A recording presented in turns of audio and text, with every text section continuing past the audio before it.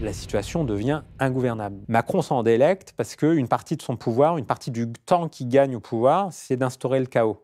Et il continue, il ne cesse d'instaurer le chaos petit à petit. Mais à force d'instaurer le chaos sur les conditions politiques de son pouvoir, il s'est rendu extrêmement solitaire. Il l'était déjà lors du premier quinquennat. Il l'est de plus en plus ces derniers mois et ces dernières semaines. Et avec une déstabilisation politique, y compris à l'échelle internationale. Une chose est sûre, c'est qu'Emmanuel Macron, il a une avidité du pouvoir.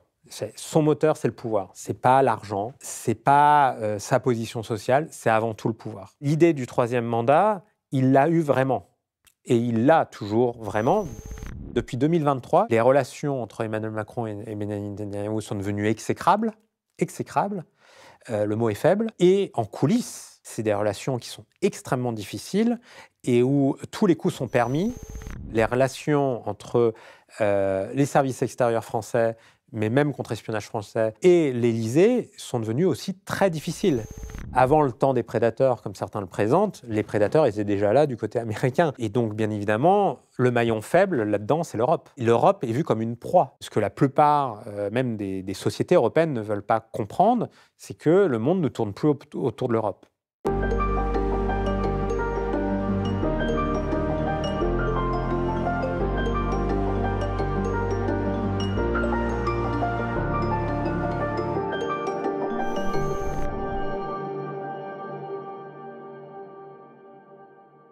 Marc Andevelde, bonjour. Bonjour. Je suis très heureux de vous recevoir sur la chaîne YouTube du média Élucide.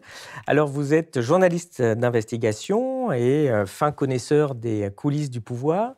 Vous êtes l'auteur de L'Emprise, la France sous influence, et vous avez lancé votre propre newsletter qui est en pleine croissance sur Substack. Vous réalisez donc des enquêtes qui portent sur les liens opaques entre le pouvoir politique, les élites économiques, les médias, les services de renseignement, les intérêts étrangers.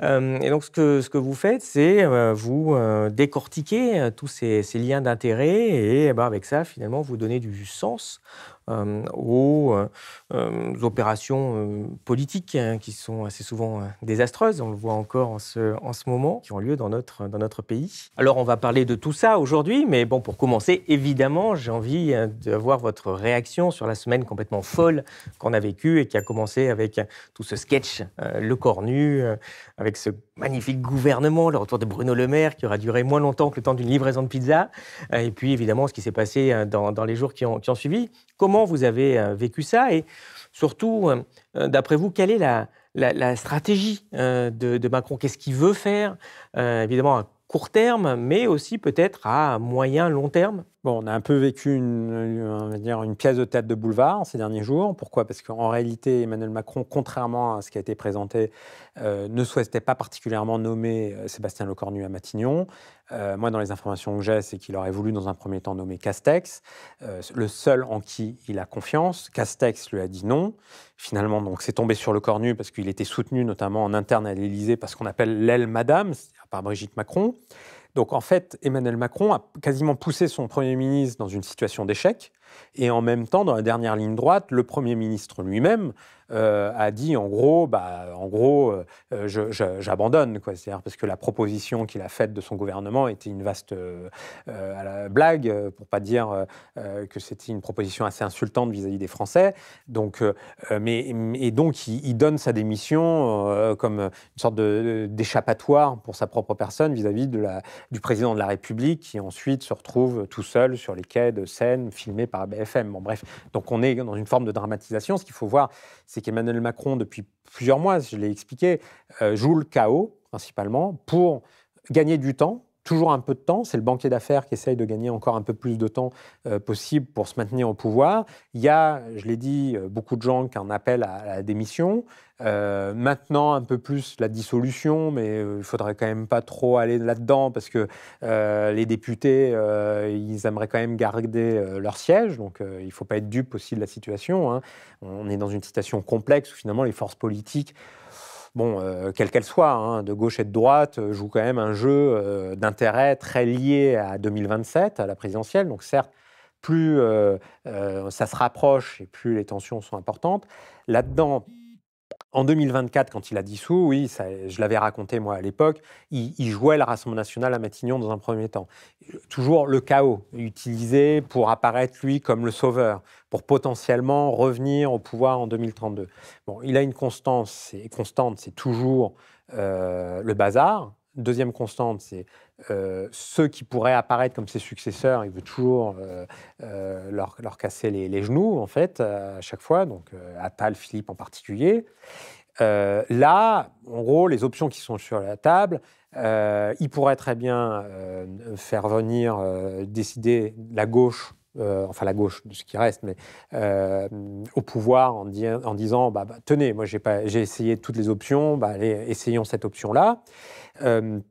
Donc, et après, il est imprévisible. Bon, donc moi, je ne pense pas qu'une démission soit le plus probable, parce que, encore une fois, par rapport à la posture psychologique dans laquelle il est, son rapport au pouvoir ne m'amène pas à penser qu'il irait vers une démission.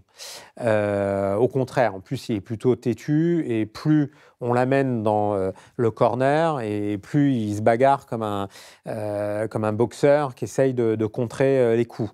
Et il aime plutôt ça, en plus, de se retrouver dans cette situation-là. Bon, donc voilà, en gros, on est dans cette situation-là.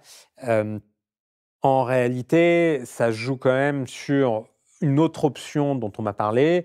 Ça serait un gouvernement technique s'il réussissait à convaincre Castex de revenir. Bon, en l'occurrence, là, tout le monde est fatigué pour la suite jusqu'à 2027. Donc, combien de temps ça peut tenir encore ? J'en sais rien. Même si ça serait très irréalisable, c'est-à-dire qu'il faudrait quand même l'accord des 2 présidents de chambre, la mise en place d'un article 16 pour 3 mois, soi-disant pour faire passer le budget, c'est quand même une question qui a été posée d'une manière informelle au Conseil constitutionnel. Je dis bien d'une manière informelle, mais l'Élysée, il y a 1 an et demi, 2 ans, a consulté, a sondé le Conseil constitutionnel de ce point de vue-là. Donc on voit bien que Emmanuel Macron, il va utiliser toutes les armes à sa disposition pour préserver son pouvoir. Lecture littérale d'un point de vue juridique de la Constitution, lecture extensive et maximale d'un point de vue de légitimité politique de la Constitution. Et ce décalage-là, ce qui pourra arrêter cette chose-là, c'est quelque chose de très grave, c'est-à-dire quelque chose d'ordre de la violence. Mais là aussi, si on est dans une situation de violence par rapport à l'impasse politique, Emmanuel Macron pourrait, là, pour le coup, utiliser les armes de la Ve République pour préserver son pouvoir. En tout cas, voilà, il n'est pas du tout dans une lecture gaulliste et gaullienne de la Ve République. Alors, on vient donc de vivre ce nouvel épisode de chaos institutionnel, une nouvelle fois déclenché par celui qui incarne le mieux ce milieu de connivence et de magouille qui est Emmanuel Macron. Comment celui que vous appelez dans votre enquête le grand manipulateur est-il arrivé au pouvoir en 2017 ?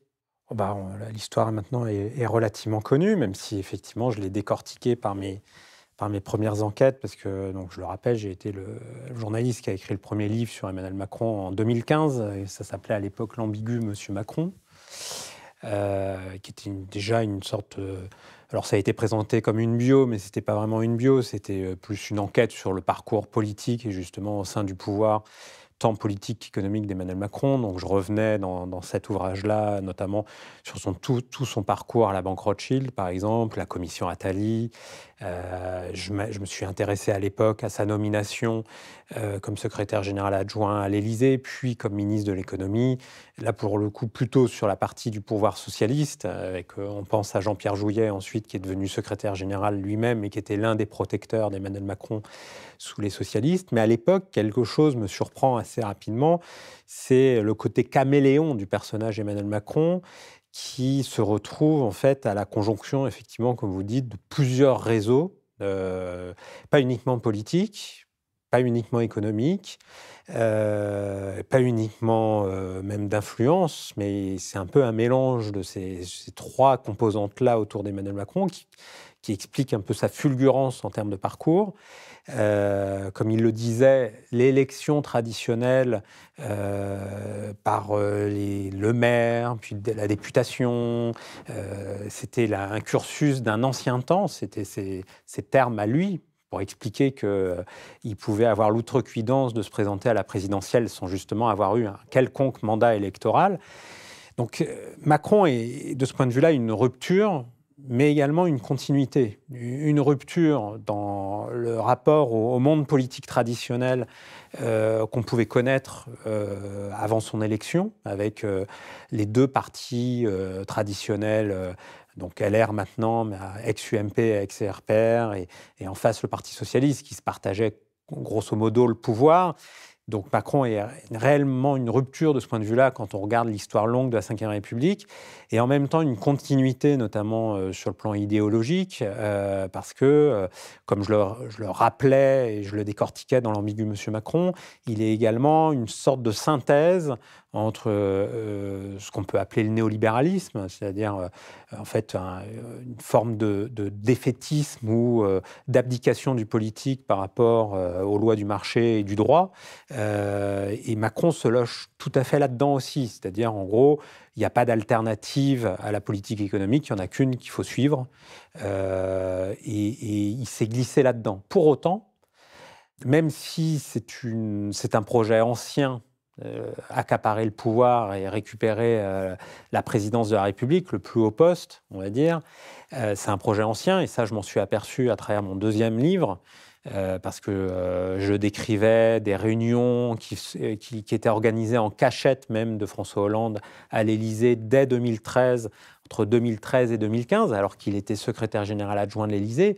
Réunion où il y avait la présence de son épouse, Brigitte Macron, mais il y avait également la présence de communicants bien placés sur la place de Paris ou de chefs d'entreprise, déjà pour parler justement de son futur politique. Donc, et d'une certaine manière, même si les mots n'étaient pas forcément dits à l'époque, c'est-à-dire la présidentielle de 2017, l'homme était pressé. Et dans le commentariat politique traditionnel, les journalistes politiques traditionnels, et moi je fais d'abord de l'enquête, on pourra peut-être revenir dessus après, mais on va dire dans les journalistes politiques traditionnels à l'époque, personne n'imaginait la folie, entre guillemets, de se présenter à la présidentielle dès 2017. Je me souviens d'une conversation au téléphone que j'avais eue avec Alain Minc début 2016 d'ailleurs, et qui m'avait dit soit Macron est un génie, soit un fou d'y aller. Je dis ça parce que Minc, comme une autre figure, on va dire influenceur du monde économique, on va dire ça comme ça, Jacques Attali, à l'époque, contrairement à ce qui a été présenté par la suite, n'ont pas particulièrement soutenu la candidature présidentielle d'Emmanuel Macron en 2017. Ils étaient sur un cursus d'un ancien temps, eux-mêmes, et donc l'un avait soutenu plutôt Alain Juppé, ça c'était plutôt Alain Minc, et Jacques Attali soutenait à l'époque Manuel Valls. Je finirai d'abord sur cette présentation pour dire que oui, son projet était relativement ancien, il a eu beaucoup de soutien, effectivement, ça a été dit, mais là aussi, ce qu'il faut comprendre, en tout cas pour 2017, pour revenir à la confluence de différents réseaux, c'est que il a eu moins de soutien qu'on ne le dit habituellement du monde économique installé. Pourquoi ? Parce qu'en fait, le monde économique français est finalement très conservateur, même derrière un discours néolibéral ou libéral, de la compétition, de la concurrence. En réalité, c'est plutôt des responsables économiques qui sont dans les positions de rente, accordées par l'État, généralement, dans différents secteurs de marché qui sont fermés, réglementés. Donc, en fait, le monde économique français, le MEDEF, en partie, ça c'est pour les représentants, ou la FEP pour les grandes entreprises, c'est pas un univers économique qui veut avoir de la surprise. Ils veulent au contraire de la très grande stabilité. Et donc Macron, c'était déjà une sorte d'accro par rapport à leur plan. Et en 2017, la plupart avaient défendu en fait François Fillon. C'est à ce moment-là qu'Emmanuel Macron a pris tous les risques, y compris à s'acoquiner avec des réseaux plus anciens de la Ve République ou des réseaux qu'il a pu se faire à l'étranger et qui expliquent beaucoup de ses déboires et ses difficultés, même au début de son premier quinquennat, l'affaire Benalla, qui est plus que symbolique en réalité. Et en fait, il a cru être plus malin que tout le monde et de tous ces réseaux, c'est-à-dire il a cru être libre de ces réseaux-là, en faisant affaire avec tous ces réseaux-là, parfois en concurrence, des réseaux en concurrence. Sauf que d'une certaine manière, la suite l'explique assez bien, il n'a eu que de comptes à rendre à tous ces gens-là à qui il avait promis monts et merveilles. Et c'est un peu cette histoire-là, Macron. C'est-à-dire, il a tellement promis à plein de gens qu'à un moment donné, il se retrouve, le roi est nu, j'ai envie de dire, parce qu'il se retrouve à devoir dire à tout le monde, en fait, non, je ne peux pas vous promettre ci, je ne peux pas vous promettre ça. Et donc, il godille constamment. Et c'est moins par opportunisme qu'on ne le dit que par le fait qu'il a multiplié les promesses à beaucoup, beaucoup de gens. Mais justement, aujourd'hui, qui le soutient encore, puisque ça semble plus être les mêmes personnes qu'en 2017 ? Alors, ce qu'il faut savoir, c'est qu'en fait, dès 2022, en fait, il est... Alors, 2022, c'est un peu particulier parce qu'effectivement, en plus, ça intervient avec le déclenchement de la guerre en Ukraine, l'invasion russe. Il n'y a pas eu de débat pendant ces élections présidentielles-là.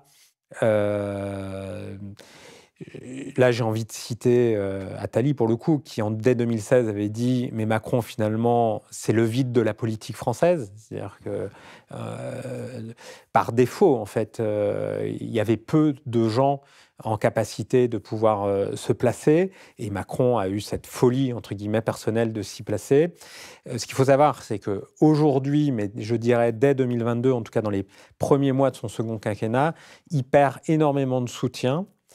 Une partie d'entre eux, d'ailleurs, il les avait déjà perdus lors du premier quinquennat, ça ne s'est pas vu, mais il y a beaucoup de gens du monde économique qu'il a perdus, notamment dans les propriétaires de médias, concernant les forces économiques qui ont une capacité d'influence dans le débat public, et notamment ces forces économiques-là, les grandes familles qui sont maintenant propriétaires de plus de 90% des médias privés en France.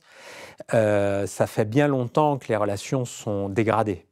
Si je prends par exemple quelqu'un qui a été présenté comme un ami du président de la République, c'est-à-dire Xavier Niel, oui, Niel continue à avoir une courtisanerie à l'égard du château et du pouvoir, à tel point que sa femme, Delphine Arnaud, ils ne sont pas mariés, je crois, mais a reçu la Légion d'honneur des mains d'Emmanuel Macron début juillet encore de cette année. Mais derrière la parade, derrière la cour, de la monarchie républicaine de la Ve République, ce qu'il faut voir, c'est qu'en coulisses, y compris Niel est largement distancié à l'égard du président de la République. Ça passe par le fait que c'est des gens finalement qui s'intéressent à d'autres responsables politiques. Dans le cadre de la Macronie, il y a eu toute l'opération, j'appellerais ça opération, mais Gabriel Attal, qui a énormément énervé Emmanuel Macron, mais qui a d'une certaine manière fait imploser la Macronie de l'intérieur. Et par ailleurs, il y a le propre comportement d'Emmanuel Macron, c'est-à-dire que c'est l'homme du chaos, principalement, c'est là où il excelle, j'allais dire, c'est par le chaos qu'il préserve son pouvoir, mais à force d'instaurer le chaos sur les conditions politiques de son pouvoir, il s'est rendu extrêmement solitaire dans son exercice du pouvoir. Il l'était déjà lors du premier quinquennat, seul, de mon point de vue. Il l'est de plus en plus ces derniers mois et ces dernières semaines, d'où ces difficultés. Ce qui a changé, peut-être au cœur même de la machine du pouvoir macroniste, c'est que ses relations avec Brigitte Macron se sont dégradées. Or, Brigitte Macron est importante dans l'aventure personnelle d'Emmanuel Macron. C'était son pilier personnel, mais également politique. Brigitte Macron assistait aux réunions politiques dans son cabinet quand il était ministre de l'économie. Elle était justement présente, je ne sais plus si je l'ai rappelé, à ses premières réunions à l'Élysée, les fameuses réunions en cachette, elle était là aussi. Elle l'a conseillé tout au long de sa carrière politique. Et c'est vrai que ces derniers mois, leurs relations se sont dégradées, principalement pour des raisons politiques d'ailleurs, contrairement à ce qu'on peut présenter parfois, parfois pour des raisons d'intérêt, mais également parfois pour des raisons de ligne politique ou de personnes politiques. Parce que quand je dis de la ligne politique, là on est plus sur l'ordre des ambitions politiques. Bon, si je le fais courte, mais en gros, leur relation normalement, c'est énormément dégradé du fait du soutien de Brigitte Macron à l'égard de Gabriel Attal. Et puis à l'inverse, ce qui a grippé la machine, mais là je parle vraiment de l'organisation interne, là je fais de l'exégèse, on va dire, du Vatican macroniste à l'Élysée, c'est le départ d'Alexis Kohler, qui était le secrétaire général de l'Élysée, départ au printemps dernier, et ça a déséquilibré le pouvoir au sein de l'Élysée, parce qu'il y avait une sorte de tension ancienne depuis 2017 entre, d'un côté, Alexis Kohler, les réseaux autour d'Alexis Kohler, les soutiens politiques autour d'Alexis Kohler, et d'autres réseaux autour de Brigitte Macron, et les soutiens politiques autour de Brigitte Macron. Et donc la Macronie était un peu constituée par ces deux portes d'entrée à l'Élysée, et d'une certaine manière, ces deux portes d'entrée se sont soit disparues dans le cas d'Alexis Kohler, soit recroquevillées dans le cas de Brigitte Macron. Et ça, on arrive à une situation où Emmanuel Macron est encore plus seul que jamais aujourd'hui, et avec une déstabilisation politique, y compris à l'échelle internationale. Si vous aimez cette chaîne et notre travail, pensez à vous abonner et suivez-nous sur elucide.media. En plus de garantir notre indépendance, en vous abonnant à notre site, vous aurez accès à tous nos contenus, analyses graphiques, synthèse d'ouvrages, podcasts, entretiens exclusifs et articles quotidiens. On compte sur vous. Macron s'est présenté comme le président d'un nouveau monde, que les gens jugent parfois un peu déconnecté du réel.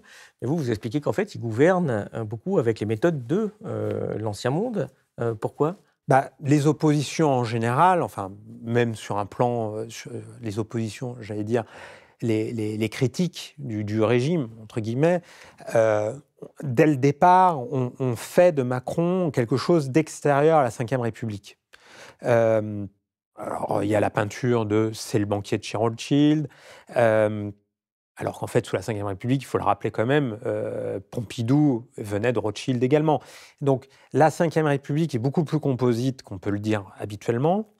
On a les responsables politiques, dès le départ, ils ont été dans la disqualification à l'égard d'Emmanuel Macron, c'est-à-dire il ne fait pas partie de notre univers. Or, il y a quelque chose que les gens n'ont pas vu, y compris dans le microcosme politique, et ça, je m'en suis vraiment aperçu à travers mon deuxième livre, Le Grand Manipulateur, c'est qu'effectivement, à la fois, il a utilisé des vieux réseaux de la Ve République, qui, comme je le décrivais dans cet ouvrage-là, sont en fait des réseaux puissants au sein de la Ve République, mais notamment qui ont participé au financement de la vie politique sous la Ve République, y compris parfois d'une manière occulte, droite-gauche confondue, et même jusqu'à l'extrême droite parfois.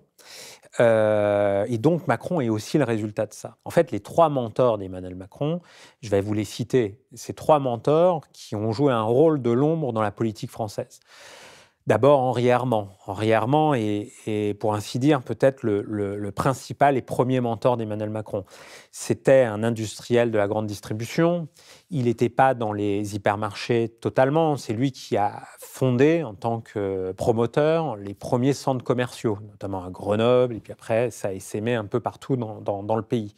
Et Henri Herman était un catholique de gauche, plutôt. Mais Henri Herman, c'est aussi un ami politique de Dominique de Villepin ou de François Hollande. Et Henri Herman, Emmanuel Macron le rencontre il y a maintenant 23 ans, quand il était dans l'Oise, jeune étudiant à l'ENA, et qu'il était en stage à la préfecture de l'Oise. Ça, c'est un moment clé chez Emmanuel Macron, son passage à la préfecture de l'Oise. Donc là, on est loin des groupes du CAC 40 ou des grands fonds américains. Il est au service du préfet de l'époque de l'Oise, qui s'appelle Michel Jaut, d'ailleurs un proche de François Hollande. Et à ce moment-là, il rencontre Henri Herman, qui vit dans l'Oise, qui a une grande propriété dans l'Oise. Et Herman, ça sera le coup de foudre. Il faut savoir que coup de foudre, une amitié, donc comme on a dit souvent, Emmanuel Macron, un séducteur de vieux. Et en fait, Herman, comme les deux autres personnes que je vais vous citer par la suite, a donné les clés à Emmanuel Macron de cette Ve République de l'ombre dont on ne parle jamais, qu'un illustre confrère, Pierre Péan, avait décrit dans ses enquêtes. C'est-à-dire il appelait ça, Pierre Péan appelait ça les réseaux transversaux, c'est-à-dire ces réseaux de financement de la vie politique française, notamment issus de la guerre froide, où, en gros, on se partageait des canaux de financement, hors de tout principe et règles juridiques, habituelles et légales, mais où, finalement, les partis politiques se tenaient les coudes, peu importe leur positionnement politique, ça va du Parti communiste au gaulliste, même voire parfois à l'extrême droite et au Parti socialiste. Et Armand a donné ça à Emmanuel Macron. Il y a deux autres personnes qui seront importantes pour Emmanuel Macron. Quelqu'un encore de moins connu qui s'appelle Robert Puy-Maty. Robert Puy-Maty, il le connaissait quand il était à Sciences Po et qu'il préparait l'ENA. Et à Sciences Po, Emmanuel Macron avait un ami qui s'appelle Marc Ferracci, qui deviendra ministre. Et Puy-Maty était copain avec les Ferracci, mais était copain également avec, en gros, tous les canaux de financement historiques du Parti communiste français. Et donc, pas n'importe lesquels, c'est-à-dire les canaux de financement du Parti communiste français entre l'Union soviétique et le PCF. Donc Puy-Maty va donner d'autres clés de Macron à cette vie politique de l'ombre. Une autre personne dont je réévalue le rôle auprès d'Emmanuel Macron, que je citais dès Le Grand Manipulateur, mais que je recite dans l'emprise, c'est Michel Charasse. Michel Charasse, donc ancien ministre du budget de François Mitterrand, et qui était une grande figure auprès de Mitterrand, et qui avait une amitié peu racontée, mais avec une autre figure de la résistance, on va dire, pour le coup, je vais parler de Charles Pasqua.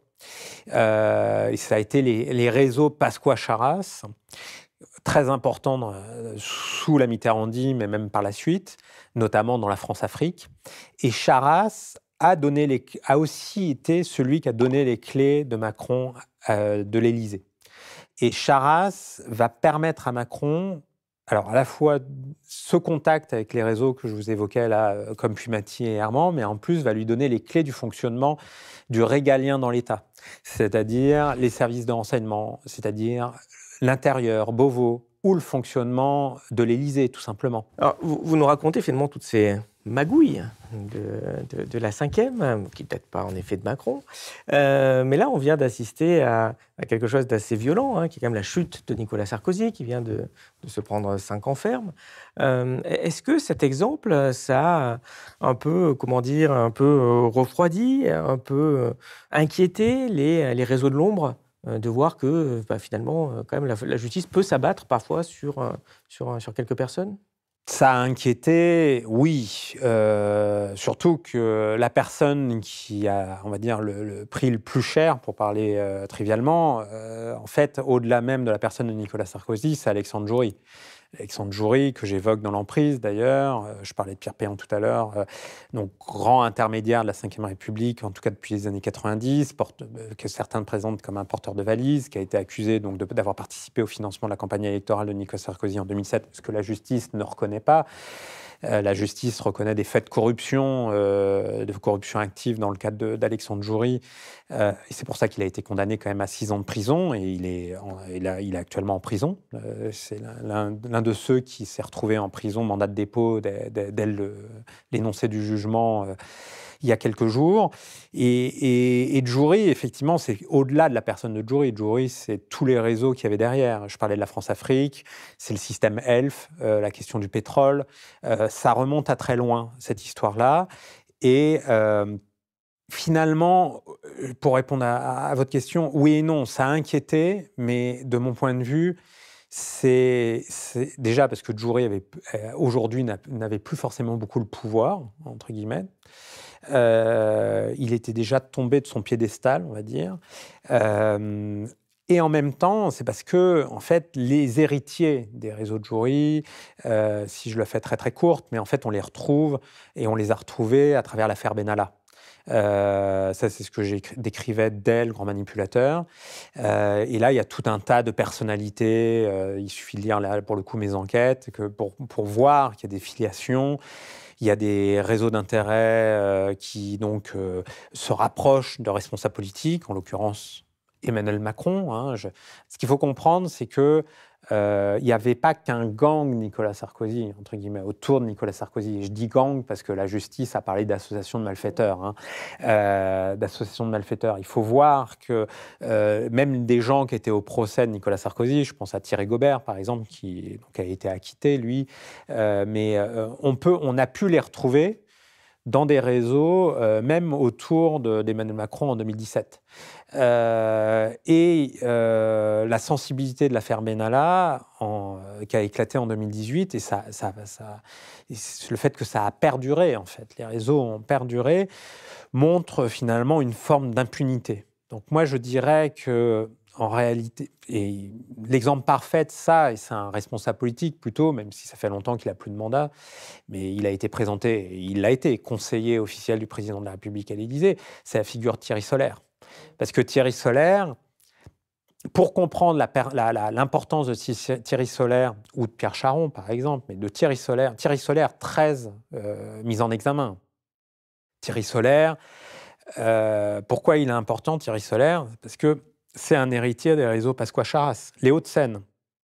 Et dans le même temps, c'est lui, par exemple, qui, pendant des années, là, pour l'Élysée, faisait des va-et-vient avec Genève pour envoyer des petits messages à Alexandre Jory.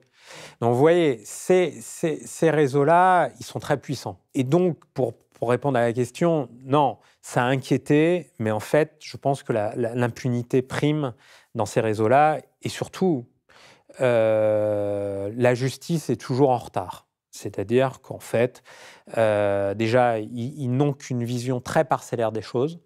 Il y a quelques jours, je rencontrais un policier qui a officié dans un service d'enquête spécialisé, de lutte contre la corruption, on va dire ça comme ça, 30 ans de carrière, et on parlait d'un personnage ensemble qui apparaît dans mes enquêtes, et il me disait, moi, en tant que policier, en fait, j'arrive pas à avoir la grande image, la big picture. Je ne travaille qu'en fonction d'une saisine. Je travaille en silo. Je n'arrive pas à comprendre forcément les liens qu'il y a avec un tel, y compris avec le monde politique. Et puis, quand j'arrive à travailler sur certains aspects, j'ai un plafond de verre, c'est-à-dire un plafond politique. Et donc, voilà, on peut faire la lutte contre la corruption un combat moral qui est louable, mais la corruption aujourd'hui, à certains niveaux dans les démocraties occidentales, c'est la question de la démocratie justement qui est posée derrière et du rapport des populations à leurs gouvernants, y compris en termes d'efficacité économique ou d'inefficacité.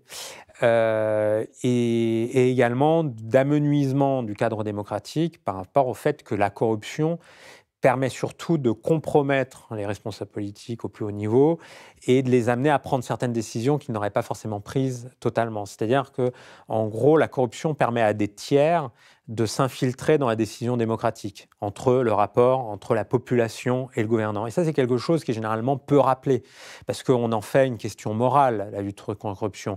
C'est-à-dire, il a gagné de l'argent, c'est tous pourris, c'est la République des copains. Bon, ça, c'est les terminologies faciles. Et puis, parfois, les enquêtes de presse sur les affaires de corruption qui touchent parfois des responsables politiques peut amener également à cette rhétorique du tous pourris. Mais ce qu'il faut comprendre, c'est qu'il faut prendre la question de la corruption dans cette difficulté aujourd'hui que les démocraties ont à subsister, c'est-à-dire pas uniquement avec des cadres supranationaux de plus en plus importants, Union européenne et globalisation, on va dire ça comme ça. Il y a également un acteur tiers, on va dire, des tiers, dans cette relation démocratique de plus en plus, qui sont liés à des missions de compromission avec des intérêts mafieux, j'ai pas peur de le dire. C'est pour ça qu'aujourd'hui, il y a des alertes très claires en Belgique, aux Pays-Bas, États présentés comme des États, des narco-États, avec une présence tellement forte des narcotrafics, tant sur le port d'Anvers ou que sur le port de Rotterdam, que c'est carrément soit des membres de la famille royale, je crois, aux Pays-Bas, ou un ministre de la Justice qui a été menacé. Ces deux personnes-là ont été menacées de mort. Je dois dire, en France, on n'est pas loin d'arriver à ça, en fait. 8 ans de macronisme c'est aussi de ça dont il s'agit. C'est-à-dire que les anticorps au sein de l'État, au sein des services de police, au sein de la justice, se sont amenuisés. Là aussi, quelque chose que les gens ont du mal à percevoir, c'est difficile, y compris pour les services de police et la justice, c'est que la compromission passe pas forcément par des valises de billets ou par de la corruption pure. Ça peut être tout simplement par un entre-soi, par une proximité qui est là. Et puis après, ça passe à de la menace. Comme la mafia, hein. Tu te rappelles.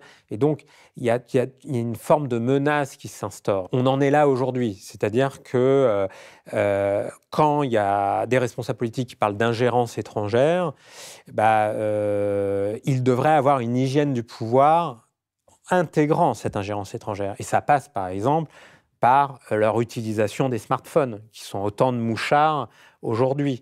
Ça s'est vu, même y compris avec Emmanuel Macron, encore récemment avec l'affaire Pegasus. On a peut-être un président de la République qui a été espionné par des puissances étrangères via ce logiciel espion Pegasus. Bon, quand je dis ça, le problème, c'est qu'il n'y a aucun responsable politique de tous bords qui n'est intervenu sur ce sujet-là. Il n'y a pas eu une commission d'enquête sur l'affaire Pegasus. Il y en a eu un début de commission d'enquête à l'Assemblée nationale sur l'affaire Benalla.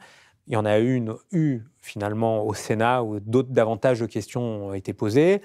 Quand on voit que sur d'autres commissions d'enquête, sur d'autres sujets, mais je pense par exemple au dossier Nestlé Waters, par exemple au scandale Nestlé Waters, les députés n'ont pas réussi à faire venir Alexis Collère devant la commission d'enquête.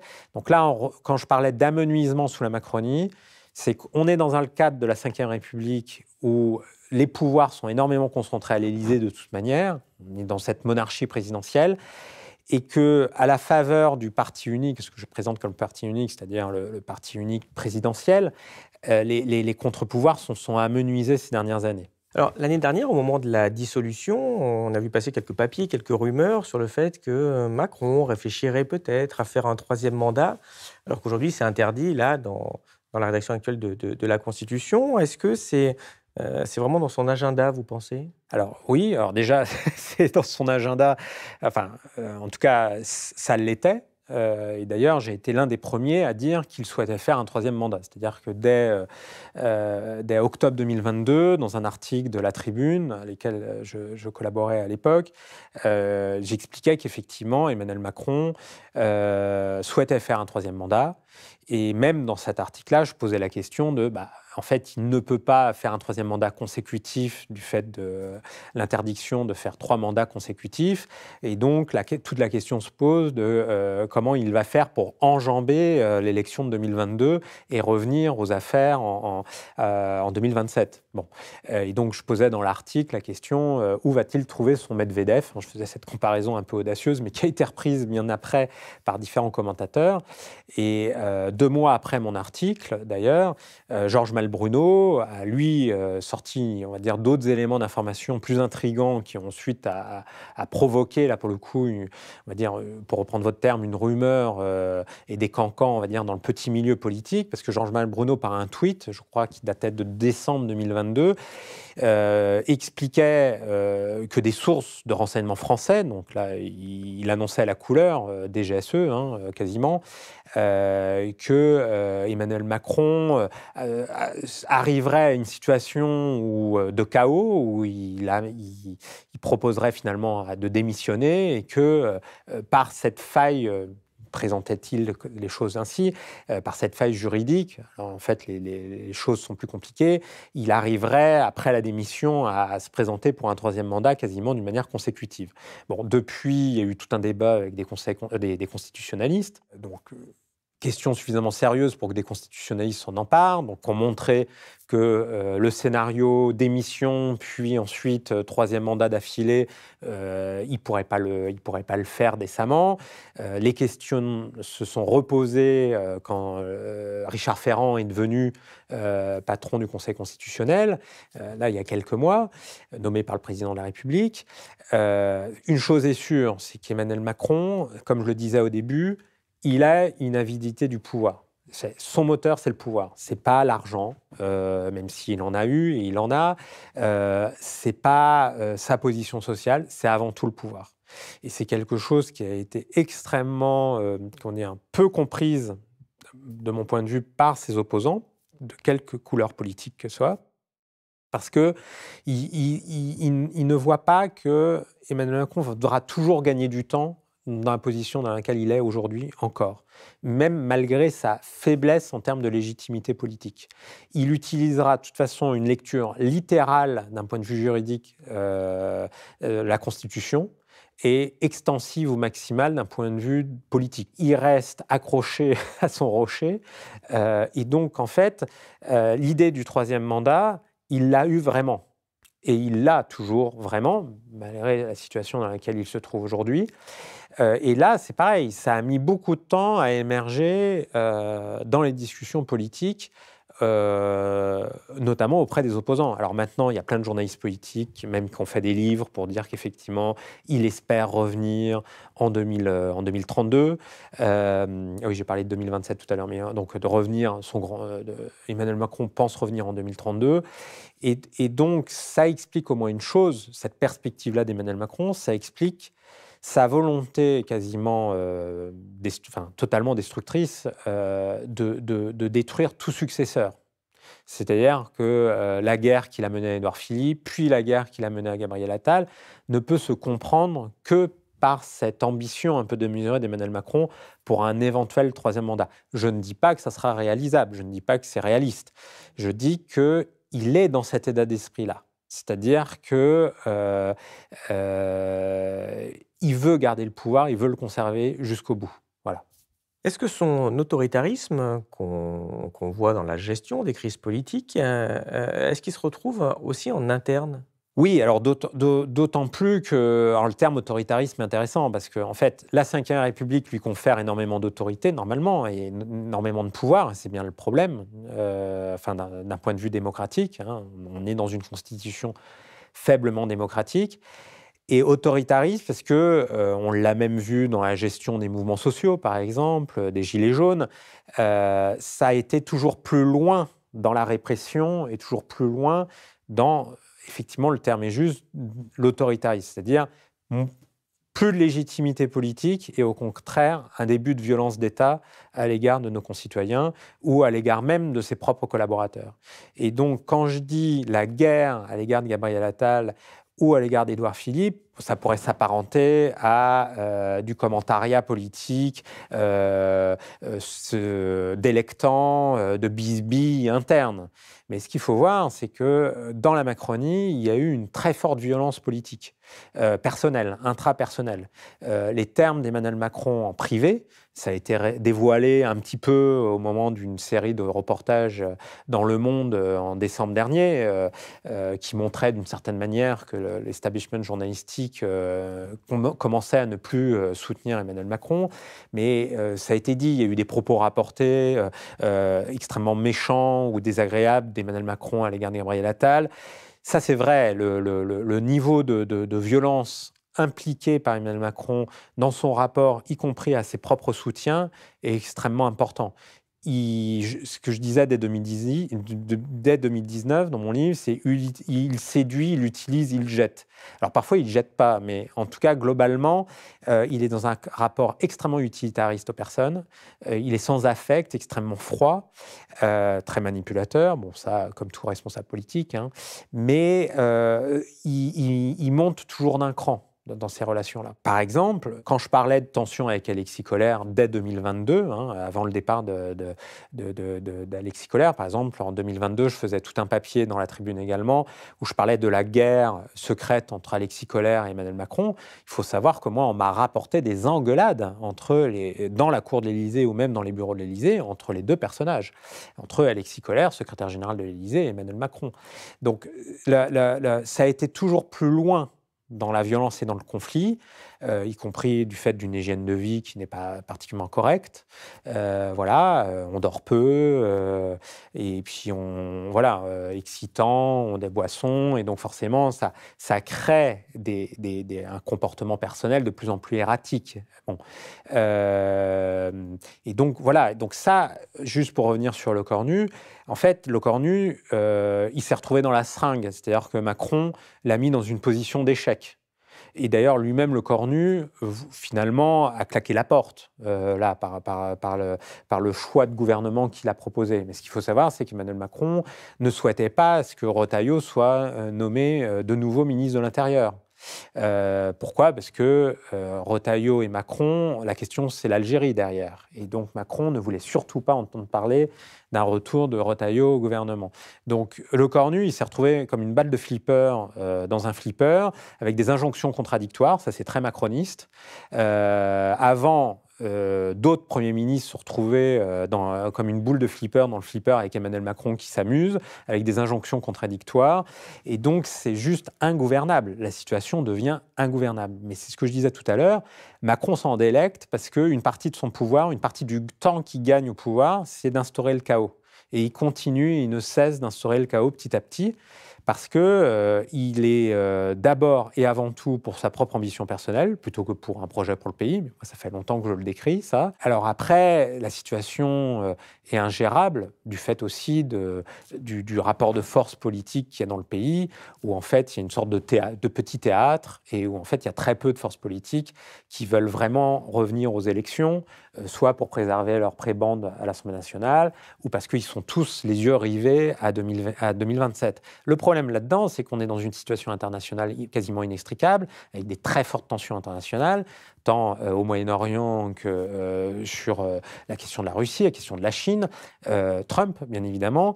Et pendant ce temps-là, le président de la République, il est quand même au gouvernail. Il va à l'ONU. Et donc ça, c'est très problématique, parce que, la légitimité politique d'Emmanuel Macron est très faible, donc il y a plein de forces qui appellent aujourd'hui quand même à sa démission, mais pas forcément des forces politiques. Il y a également beaucoup de gens influents ou des intérêts qui poussent à la démission d'Emmanuel Macron, et dans le même temps, il continue de rester au pouvoir.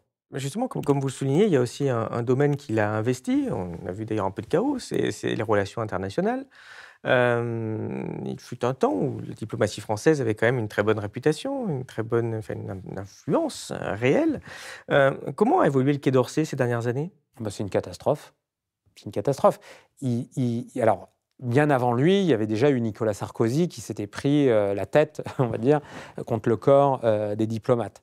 Il faut comprendre que alors là encore une fois, c'est à la fois un comportement personnel, une pratique de pouvoir personnelle qui lui est propre, là je parle d'Emmanuel Macron, et un élément structurel plus important qu'on retrouve dans d'autres démocraties, c'est-à-dire que y compris lié à l'évolution des technologies, qui fait que des chefs d'État peuvent aujourd'hui s'envoyer des messages électroniques en direct, et donc tout le décorum diplomatique habituel peut disparaître. J'allais dire quasiment malheureusement. Cette distanciation-là, où finalement on a l'impression d'être une bande de potes, où on se tape dans l'épaule, pour reprendre pratiquement le physique diplomatique, j'allais dire, d'Emmanuel Macron dans les conférences internationales, ce qui fait que là, il y a eu une dévitalisation même du rôle des diplomates en général. Donc, il y a un effet structurel, de toute manière, d'amenuisement du rôle de la fonction diplomatique et donc du Quai d'Orsay en France.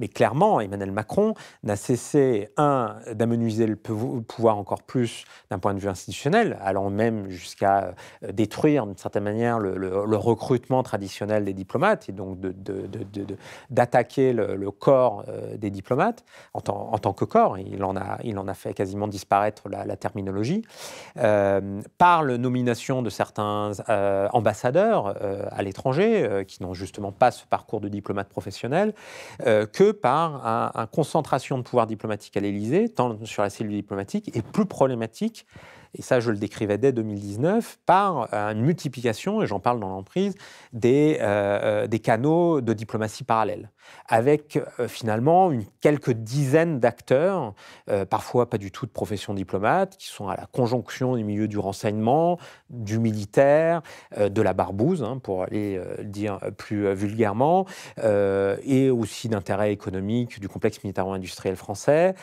de ce qui reste des réseaux france-africains. Je dis ce qui reste parce qu'il n'en reste plus grand-chose finalement.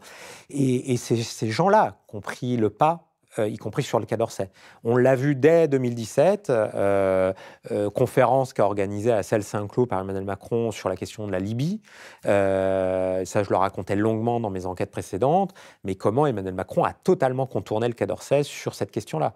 Et ce n'est pas le seul dossier où le Quai d'Orsay a été entièrement contourné. Emmanuel Macron n'a fait confiance qu'à un tout petit nombre de personnes, et malheureusement, ce n'est pas forcément des gens qui avaient les compétences diplomatiques habituelles, ni l'expérience diplomatique habituelle, et parfois, plus problématique, des gens qui avaient parfois des liens avec des intérêts privés ou des intérêts étrangers. Par exemple, je pense aux Émirats arabes unis, par exemple, beaucoup plus importants qu'on pouvait le croire ou le penser, et donc qui a eu une influence sur l'orientation diplomatique du pays beaucoup plus importante qu'on ne croit. Par exemple, quelque chose que je peux dire un peu rapidement, assez cash, mais ce qu'il faut comprendre, c'est que Emmanuel Macron, en 2017, par ce qu'on appelle les spin doctors, les communicants autour de lui. Il a été présenté, notamment par les journalistes ensuite, qui ont regurgité le storytelling. Il a été présenté comme un Obama, comme un progressiste libéral, donc ce que j'appelle un Obama ou un Justin Trudeau. On avait les belles images. Bon, en fait, c'est pas du tout ça. Emmanuel Macron, notamment en 2017, c'est méconnu et j'ai fini par le comprendre, mais il a plus de liens qu'on ne peut le croire avec des réseaux Trump au départ, Emmanuel Macron, beaucoup plus qu'avec les réseaux Obama. Il a beaucoup plus de liens avec les réseaux Netanyahou également. C'est un raccourci, c'est pas forcément sur le plan idéologique, bien évidemment, mais sur le plan organique, ça l'est. Quand on voit, par exemple, le président de la République française à la fois reconnaître l'État palestinien à l'ONU, à la tribune de l'ONU, et juste après, dans toute cette ambiguïté macronienne, on va dire, dresser quasiment un satisfecit au plan Trump en expliquant que sur Gaza, en expliquant que la France va jouer tout son rôle, en s'intégrant au plan Trump et en saluant le plan Trump, y compris dans la perspective potentiellement que ce plan soit drivé, managé par un certain Tony Blair. Bon voilà, ça, on est dans ces réseaux-là, dans l'entourage d'Emmanuel Macron aussi. Et d'après vous, quelles ont été les principales erreurs qui ont fait perdre à la France son autonomie stratégique ? Elles sont anciennes, en fait, et ça va au-delà de la personne d'Emmanuel Macron, pour le coup. Principalement, il y a deux éléments. C'est la base industrielle d'un côté, réduite à portion congrue, quasiment aussi faible que la Grèce, par exemple, au niveau de sa base industrielle générale.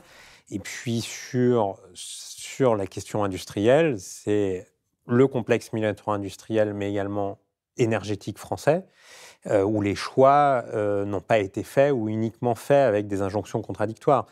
Donc, en réalité, les aspects compétitifs de l'industrie française perdus sur tous les tableaux, à la fois sur l'industrie stratégique comme sur, plus globalement, cette base industrielle qui n'est pas apparue comme prioritaire de la part du côté des élites françaises, tant économiques que politiques d'ailleurs. Parce que l'industrie, c'est quelque chose qui sentait pas bon, où il y avait des ouvriers. Donc, en réalité, et ça je le vois dans une enquête que je suis en train de faire sur le monde patronal et la place de Paris, dès les années 80-90, il y a une défiance des élites politico-économiques à l'égard même d'un dialogue social renouvelé au sein même de l'entreprise. Et donc, on est sur un discours glorifiant le monde des services, de la tertiarisation de l'économie, faisant de l'individualisation des tâches et du salariat quelque chose de prioritaire, pour couper toute forme de collectivité dans le cadre de l'entreprise.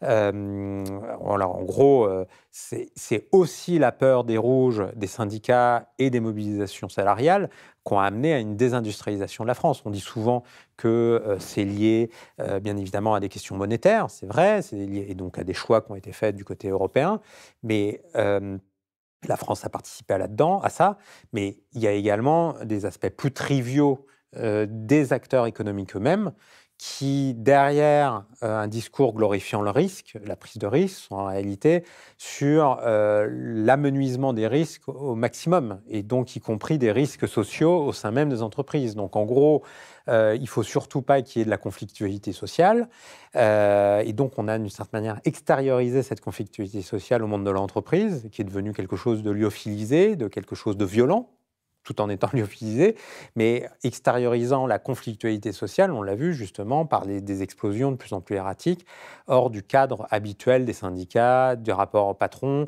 et cette discussion, j'allais dire, mais s'est délitée avec le temps.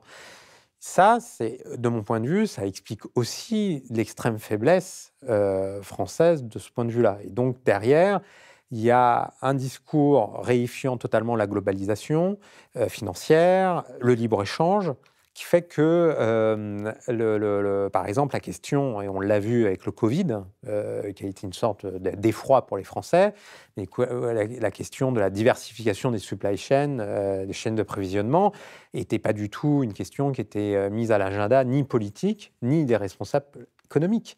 Après, il y a eu tout un discours, il faut diversifier les chaînes d'approvisionnement, on ne peut pas faire confiance uniquement à la Chine, mais j'ai envie de dire, gouverner, c'est prévoir. Et donc, il n'y a eu aucune prévision là-dedans.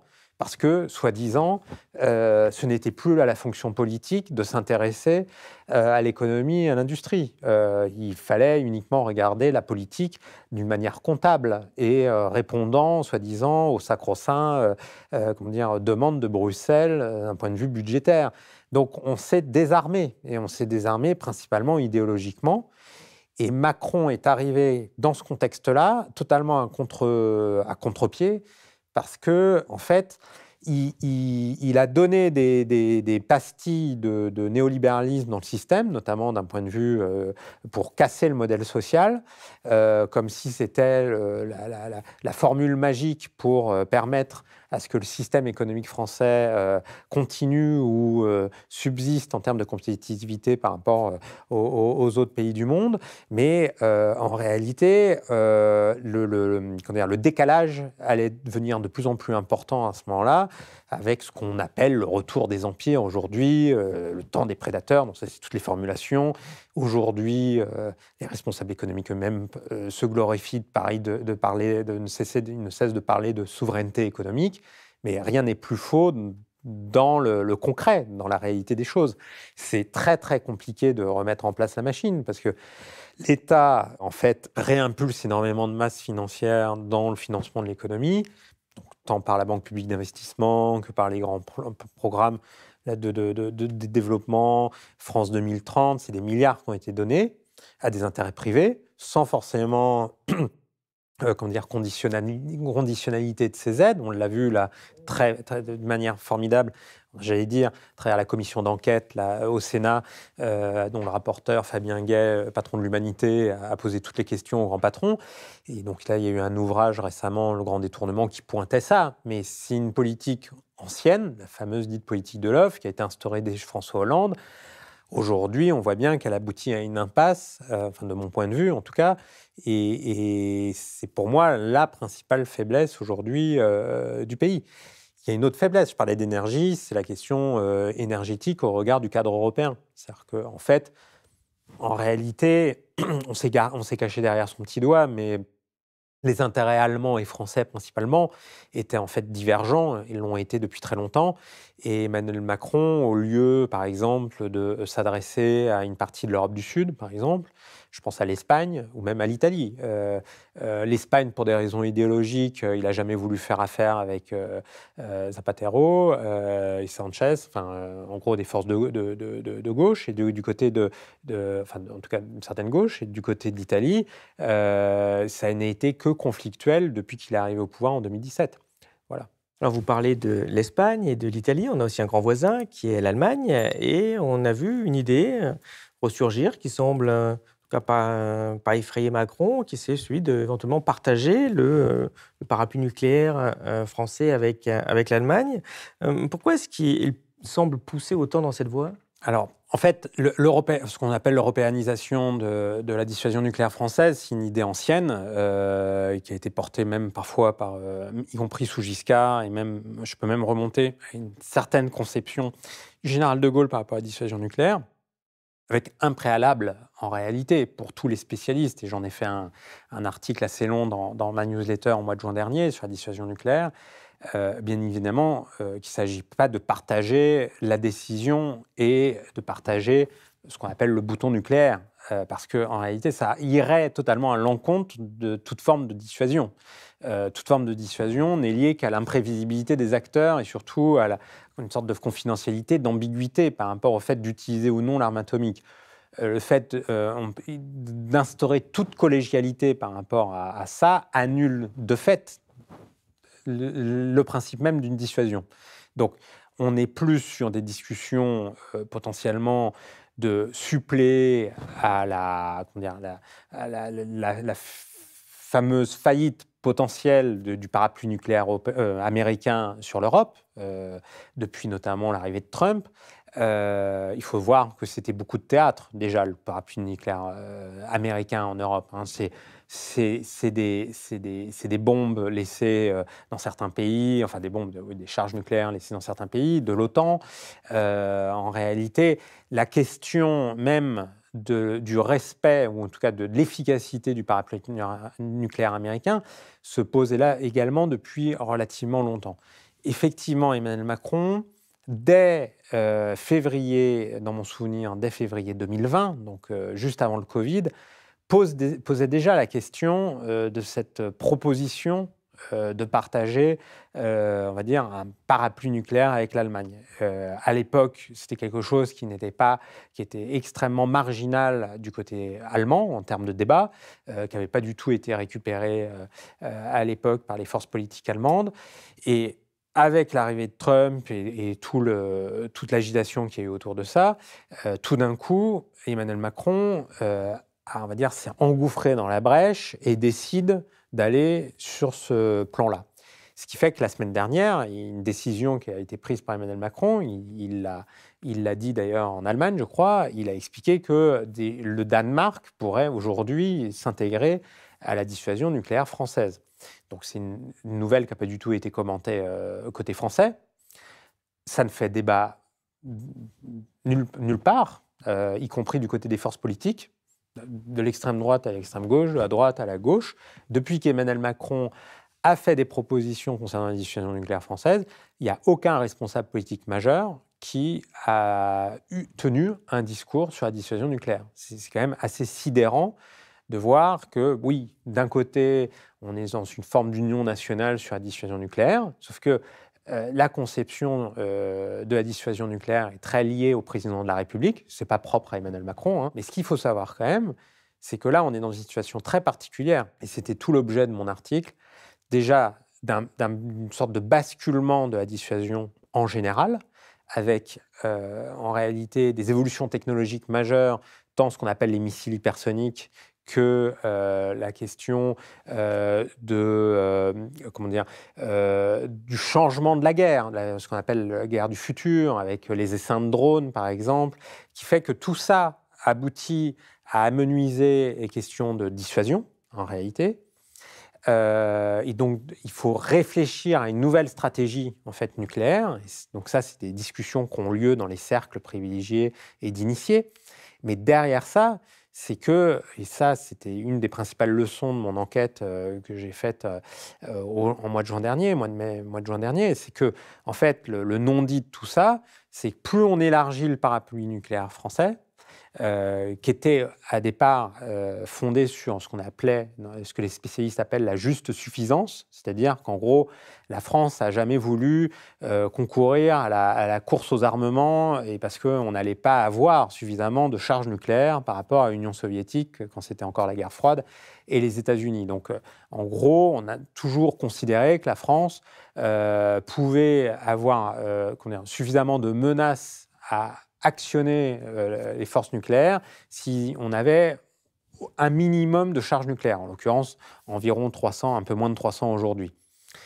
Sauf que depuis les années 90, le nombre de charges nucléaires françaises a diminué, c'est-à-dire que la France a été plutôt dans un mode de désarmement, en tout cas c'était dans les discours mais également dans les faits, c'est-à-dire qu'il y avait à peu près 600 charges nucléaires françaises à la fin des années 90, maintenant on en est un peu moins de 300.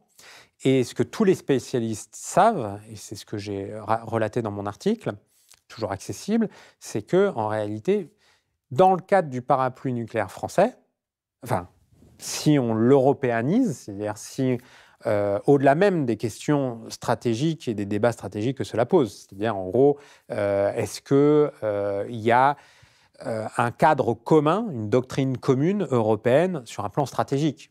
Moi, je ne le crois pas. C'est-à-dire que les Polonais, les Allemands ont des vues divergentes et les Français, les Italiens ont des vues divergentes, y compris par rapport à la menace russe. Et donc, c'est très compliqué d'un point de vue de doctrine.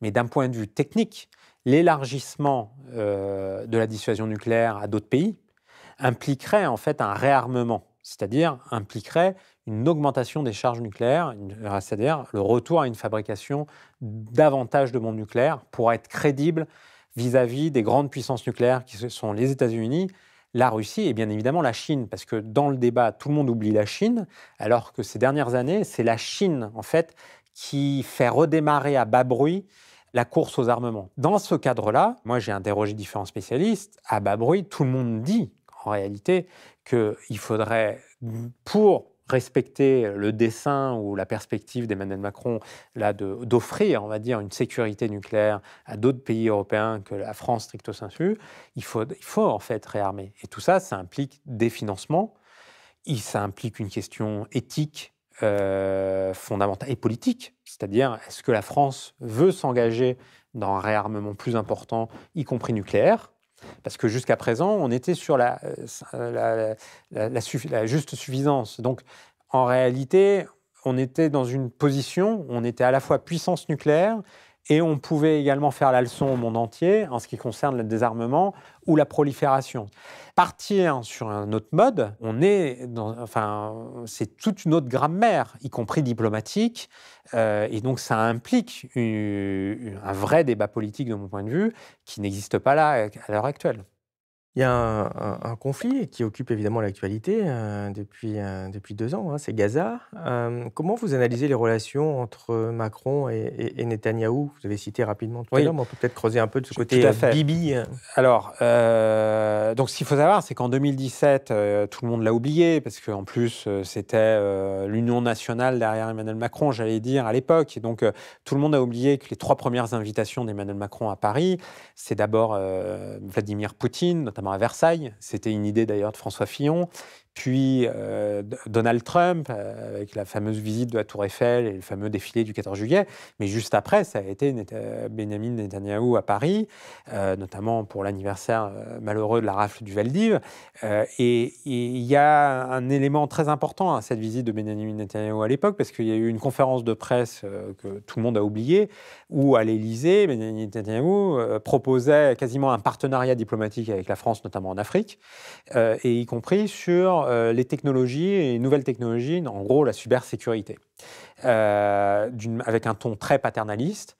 Emmanuel Macron donnait du bibi d'ailleurs à Benjamin, et donc là en fait était personnifié, incarné une très forte proximité qui a échappé à beaucoup de commentateurs à l'époque, d'autant plus que Emmanuel Macron était à la fois dans la critique de l'intervention française en Libye, et c'était une manière de prendre distance à l'égard de Nicolas Sarkozy déjà, mais également à ce qu'il appelait lui-même le néoconservatisme à la française. Et il avait donné une interview au Figaro dès juin 2017 dans ce sens-là.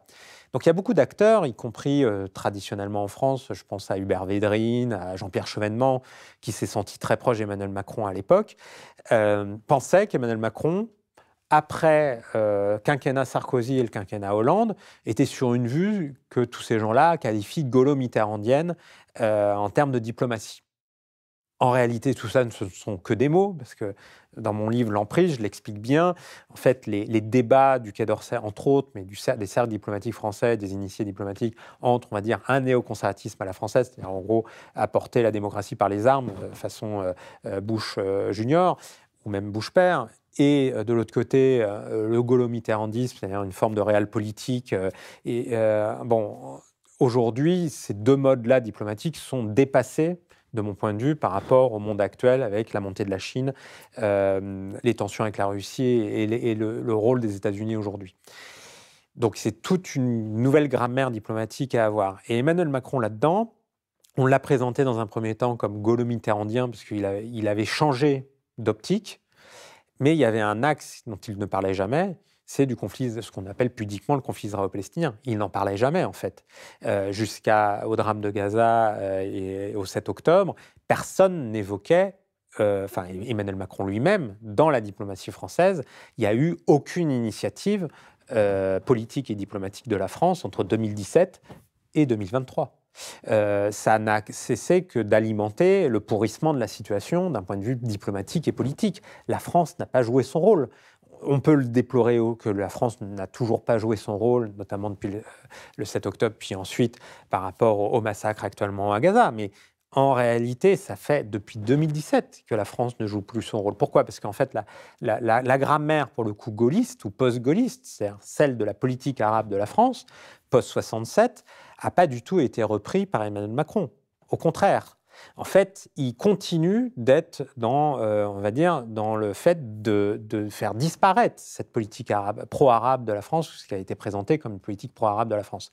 Et donc, d'ailleurs, les diplomates du Quai d'Orsay les plus furieux, se sentant les plus menacés par l'Élysée, c'était en fait les arabisants, les diplomates de la ancienne direction Afrique-Moyen-Orient, ceux qui voulaient imprimer et continuer et faire perdurer cette politique pro-arabe. Et donc, c'est vrai, moi-même, en tant que journaliste, j'ai mis beaucoup de temps à comprendre, c'est-à-dire au moins 2-3 ans, entre 2017 et 2020, de comprendre qu'Emmanuel Macron, derrière des discours critiquant le néoconservatisme, c'est-à-dire en gros le bien, le mal, l'islam, l'Occident, ces discours-là, en réalité, était totalement dans cette vision-là sur le plan des principes, globalement, en dehors de son pied de nez, j'allais dire, c'est-à-dire tout récent, concernant la reconnaissance de l'État palestinien, qui contrevient, d'une certaine manière, à cette tendance de fond dans laquelle il s'était lui-même logé, entre guillemets. Pourquoi ? Parce qu'en fait, depuis 2023, et c'est même en amont du 7 octobre, c'est une chose que j'ai découverte, c'est que les relations entre Emmanuel Macron et Benjamin Netanyahu sont devenues exécrables, le mot est faible, et en coulisses, en réalité, c'est des relations qui sont extrêmement difficiles et où tous les coups sont permis, tant diplomatiquement qu'en termes de renseignement, entre Israël et la France. Il y a une défiance extrêmement importante des milieux israéliens à l'égard d'Emmanuel Macron depuis plusieurs mois, tant, encore une fois, d'un point de vue diplomatique par rapport à l'initiative de la France aux Nations Unies, qu'en réalité, en termes de relations, y compris entre services de renseignement. À tel point que dans le bazar qu'il y a eu autour de l'affaire Pegasus, parce qu'en fait, derrière l'affaire Pegasus, donc, il n'y avait pas que le Maroc. Le logiciel espion Pegasus, c'est un logiciel israélien fait par une société privée, NSO, mais qui est très liée au renseignement militaire israélien, la fameuse unité 8200, qui est en pointe dans l'espionnage électronique, au même titre que la NSM, et même si la NSA américaine est beaucoup plus importante, a des moyens beaucoup plus considérables. Mais donc, en termes de cybersécurité, Israël, avec d'ailleurs les Émirats arabes unis au Moyen-Orient, sont extrêmement importants et très efficaces, tellement efficaces que Emmanuel Macron a considéré qu'en réalité, tous ces intérêts-là, avec qui il entretenait plutôt de bonnes relations lors du premier quinquennat, en tout cas au début du premier quinquennat, en fait, il a considéré que tous ces intérêts-là, y compris en France même, c'est-à-dire y compris du côté de la DGSE, finalement lui étaient déloyales. C'est-à-dire que même si les choses n'ont pas été dites officiellement, notamment après l'affaire Pegasus, bien évidemment qu'Emmanuel Macron a considéré qu'il y avait eu une tentative d'espionnage à son encontre par ces différents acteurs. Tant acteurs étrangers, je parlais du Maroc, je parlais d'Israël, mais y compris d'acteurs français. C'est-à-dire que les relations, je vois là, il y a même un livre qui doit sortir bientôt, prochainement, sur les relations d'Emmanuel Macron avec les services de renseignement français. Un président qui a énormément fait le pari des services de renseignement. Il faut voir qu'en coulisses, au moins depuis 2020, mais ça s'est dégradé depuis 2022, les relations entre les services extérieurs français, mais même contre-espionnage français, DGSI, DGSE donc, et l'Élysée sont devenus aussi très difficiles. Et donc, pour revenir à Netanyahou et Emmanuel Macron, en termes d'influence et de déstabilisation, l'entourage l'entourage de Benjamin Netanyahou a utilisé énormément de moyens pour saper l'initiative française à l'ONU.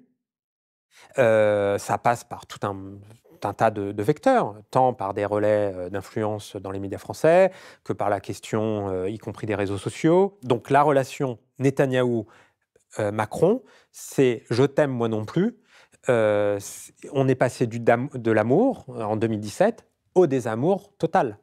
Il y a encore des signes de l'amour, parce que là, je n'ai pas été assez dans le concret, mais les signes de l'amour de 2017, parce que je qualifierais d'amour de 2017, ça passe par exemple dans le week-end précédent, les quelques jours précédents, la reconnaissance de l'État palestinien par Emmanuel Macron à l'ONU. On a appris dans telle gazette que Emmanuel Macron continue à converser par SMS avec Meir Habib, un des représentants très proches en France, ancien député, mais très proche de Benjamin Netanyahou, où on apprend qu'il a reçu différentes représentants de la communauté juive, notamment pas uniquement de la communauté juive représentative, mais également, ou dite représentative, mais également des hommes de médias, Bernard-Henri Lévy, et il continue de développer un discours personnel avec ces gens-là. Et en fait, en coulisses, il faut voir aussi, il faut interroger chacun, mais les mots sont vice-versa extrêmement durs. Et là, on retrouve l'ambiguïté macroniste et macronienne, c'est-à-dire on continue à avoir des relations, on met en place quelque chose qui est peu lisible politiquement et diplomatiquement finalement, parce qu'on reconnaît l'État palestinien d'un côté et de l'autre côté, juste après, on dresse un satisfecit au plan de Trump en quelques jours. Donc, où est la stratégie française là-dedans, j'allais dire pourquoi d'un côté reconnaître l'État palestinien alors en plus la situation est quand même très compliquée sur l'existence même, la viabilité d'un État palestinien aujourd'hui, et de l'autre côté la question du plan Trump. Macron fait des embardées continues sur le dossier et en fait, voilà, il est sous pression. Il est littéralement sous pression, ce qui explique ces difficultés, je pense, diplomatiques sur le dossier depuis très longtemps en réalité, et ce qui explique que malgré, y compris ce qu'on a pu dire, c'est-à-dire Emmanuel Macron prend en compte l'évolution, ça c'est ce que les sondeurs disent ou les commentateurs, l'évolution de l'opinion publique en France ou des choses comme ça, en réalité, il y a d'autres critères qui entrent en jeu dans les décisions qu'il a pu prendre sur le dossier. On dépeint un portrait assez triste de l'affaiblissement de la France. Oui. Un des pays qui en bénéficie le plus, c'est les États-Unis, Oui. qui n'hésitent pas à, je dirais, user, même à abuser de la guerre économique, en particulier via l'utilisation de ce qu'on appelle l'extraterritorialité. Est-ce que vous pouvez nous expliquer ce que c'est et quels ont été les effets de cette politique ? Bon, ça, c'est une histoire maintenant, une histoire de 30 ans quasiment, parce qu'en fait, ce qu'on appelle l'extraterritorialité du droit américain, et donc cette utilisation du droit, notamment du droit commercial, mais du droit aussi du monde des affaires, pour influencer les stratégies d'entreprise, notamment au nom de la lutte contre la corruption. En gros, c'est une instrumentalisation de la lutte contre la corruption vis-à-vis des grandes entreprises françaises, ce qui voulait dire aussi qu'il y avait certaines entreprises françaises qui, entre guillemets, n'étaient pas particulièrement propres de point de vue de ces pratiques-là. Mais en gros, cette stratégie-là de déstabilisation d'intérêts économiques français ou européens, d'ailleurs, parce que c'est plus large à la France, ça a été mis en place dès Bill Clinton, en fait. Dès Bill Clinton, donc par les démocrates, considérés comme les meilleurs amis des Européens, souvent, mais qu'en réalité ont été pratiquement les plus violents. La réactivation même de la politique d'extraterritorialité américaine, je dis la réactivation, c'est-à-dire l'augmentation de cette politique-là, ça a été fait sous Obama d'ailleurs, notamment après la crise financière de 2008. Là où les Américains sont devenus le plus virulents, c'est sous Obama après 2008. Alors après, ça s'est transformé par la mise en scène et la théâtralité d'un Donald Trump, y compris sur la question des taxes au niveau international, sur le libre-échange, et également sur la question énergétique, bien évidemment. Donc là, la défiance américaine à l'égard des intérêts économiques européens est apparue au grand jour. Mais effectivement, avant la période Trump, avant le temps des prédateurs, comme certains le présentent, les prédateurs étaient déjà là du côté américain. Mais cette prédation-là des Américains vis-à-vis du continent européen, elle est venue en s'accélérant. Elle est venue en s'accélérant avec la montée de la Chine, principalement, la menace, en tout cas considérée comme telle, de la Chine pour les États-Unis. Et donc, bien évidemment, le maillon faible là-dedans, c'est l'Europe. Et l'Europe est vue comme une proie dans ce contexte-là. Et le problème, c'est que les Européens, ils s'en sont aperçus beaucoup trop tard, et notamment les Français. Parce que, comme je le disais tout à l'heure, on était dans une manière de faire de l'économie, dans un rapport aux nations, on va dire, totalement dans la croyance au droit, dans la croyance aux grandes idées. Sauf que de l'autre côté, on est plutôt dans la croyance des intérêts et de la stratégie des intérêts, c'est-à-dire comment amener le plus efficacement possible ces intérêts à bon port. Et les Européens ont oublié ça. Donc en fait, le problème, c'est que, pour le dire trivialement, les pays européens sont globalement à poil par rapport à cette défiance qui n'a été qu'en augmentant.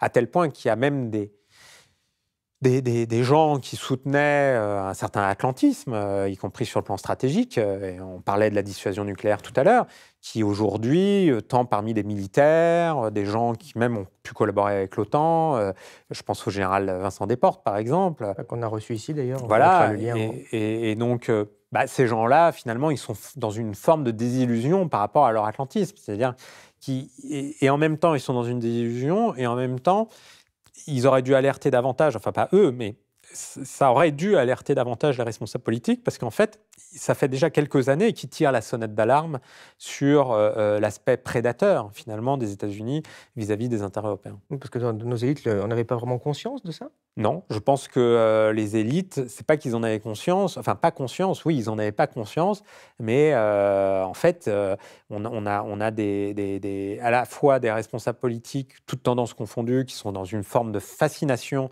de la machine de guerre médiatique et culturelle que sont les États-Unis. Voilà, c'est la puissance du soft power américain qui reste là. Hein. Et de l'autre côté, ça a changé. Pour des raisons d'ailleurs de débat, j'allais dire, culturel, parce qu'en réalité, depuis que, même si là, avec le Trumpisme, ça change, il y a une sorte de contre-braquet, mais disons qu'avec ce qui a été présenté comme le wokisme, y compris par les forces réactionnaires et conservatrices, tant aux États-Unis qu'à l'extérieur, c'est presque davantage cette défiance à l'égard d'un rapport aux minorités aux États-Unis ou de la société multiculturelle que les forces économiques françaises, par exemple, se sont distanciées à l'égard des États-Unis.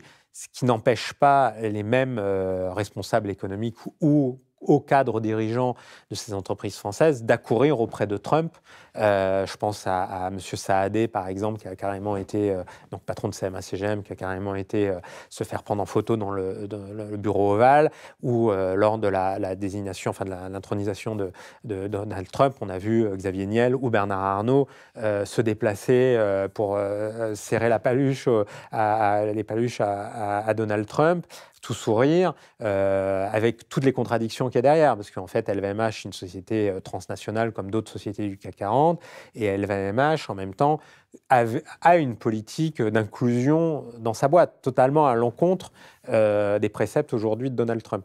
Donc, il y a beaucoup de faux-semblants là-dedans, mais j'ai envie de dire, il y a aussi beaucoup de soumission. C'est-à-dire qu'en gros, il y a un désintérêt aux intérêts européens et aux intérêts français en particulier.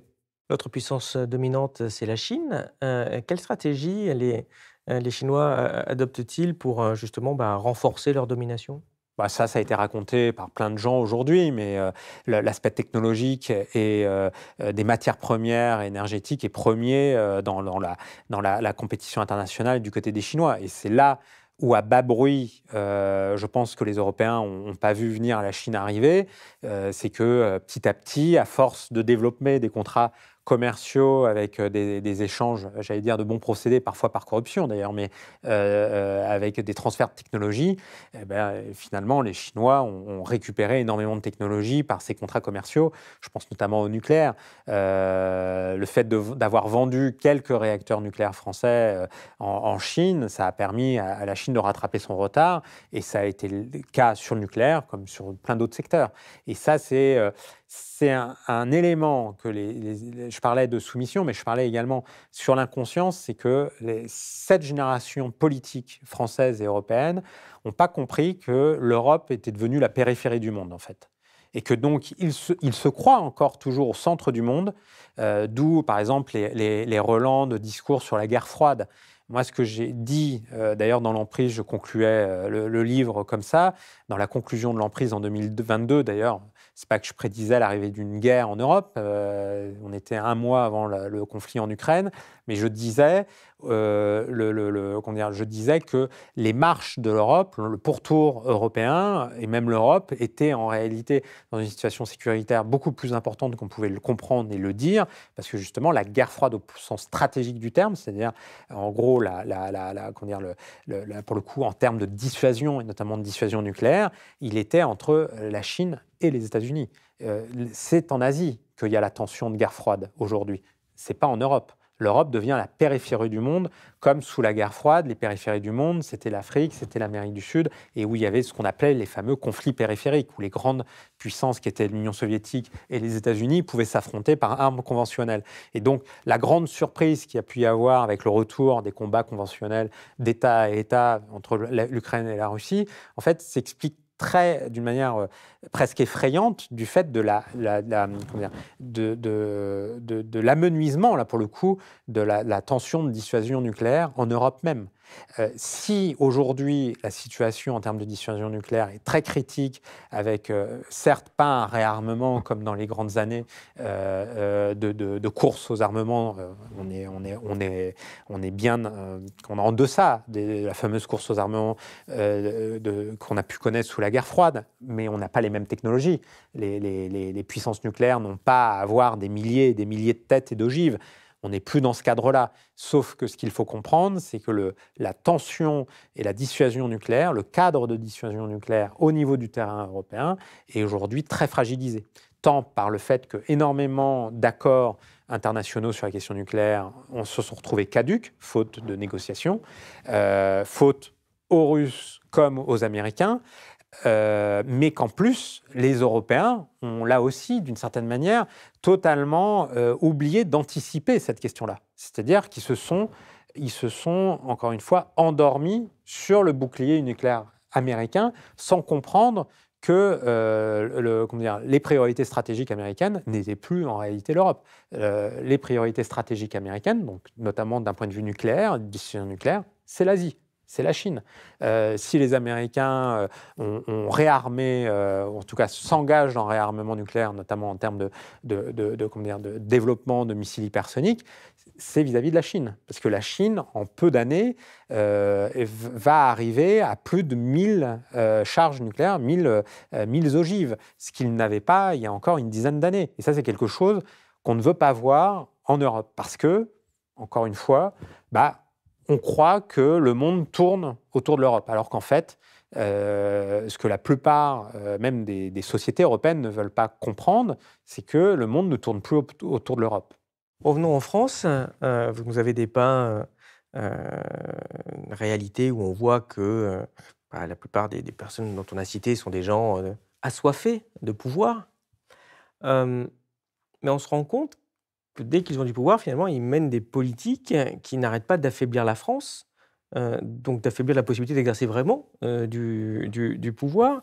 Est-ce que ce n'est pas un peu étrange comment vous voyez ça? Comment vous analysez ça? Quel est leur but, finalement, en menant des politiques qui sont aussi destructrices du pays et de son influence?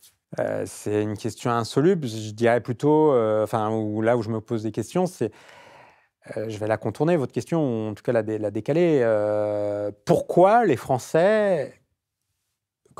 Qu'est-ce qui fait que les Français aujourd'hui acceptent d'élire des gens de ce niveau-là aujourd'hui en responsabilité?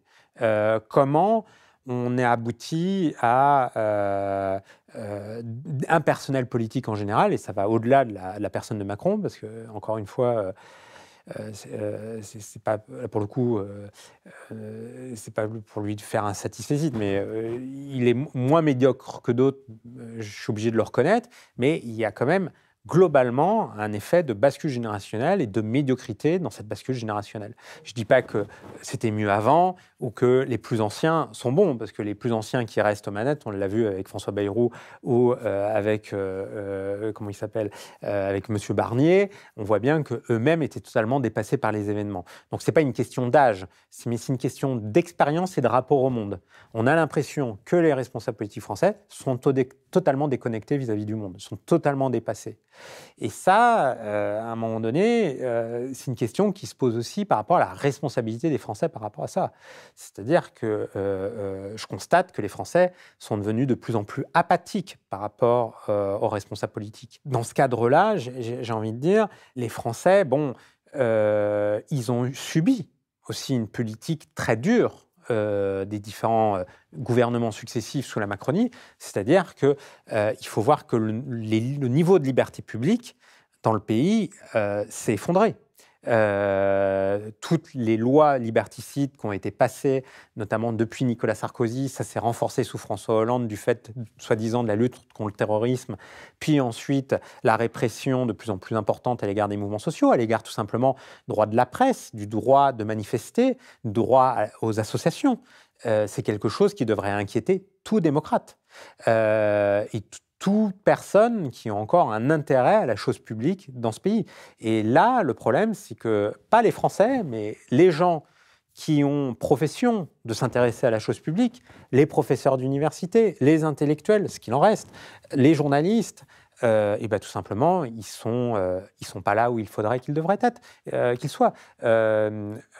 Ils ont abandonné le terrain. En fait. Alors, je ne dis pas que c'est facile, déstructuration de la presse, propriété des médias, mise en compétition des universités. Il y a tout un tas de facteurs qui fait que le néolibéralisme avance à tout niveau et à tous les échelons de la société. Vous avez cité d'ailleurs un des moteurs de ça, qui sont les médias.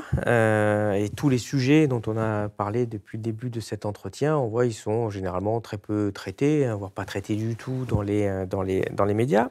Justement, on a bien vu que les milliardaires ont, comme vous l'avez dit aussi tout à l'heure, très largement investi, acheté la quasi-totalité des médias. Et en plus, ils les ont vraiment transformés depuis quelque temps.